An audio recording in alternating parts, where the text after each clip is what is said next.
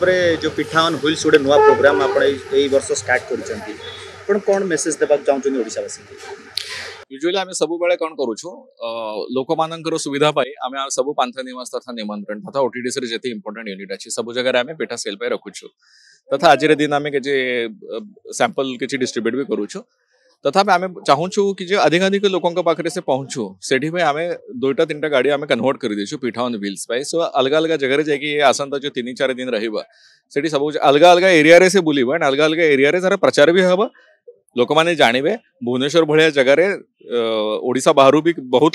संख्यार लोक आसिक चाकरी पाई रोचंती से भी जानवा कथा ओडिशा संस्कृति विषय से उद्देश्य लोक अधिकाधिक लोकों पाखे पहुँचापी आम पिठावन व्हील्स आरंभ करूँ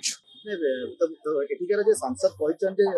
पर्व अच्छे 12 वर्ष 13 पर्व सब पर्व को ओटीडीसी चाहिए जो संस्कृति भाषा अस्मिता बजे रही निश्चित निश्चित सत कहले सांसद महोदय तो सांसद महोदय दिग्दर्शन में आम आउ एटा आगे को नेबू ओडिशावासी कौन मेसेज देबाक चाहिए समस्त को आज रज पर्वर शुभकामना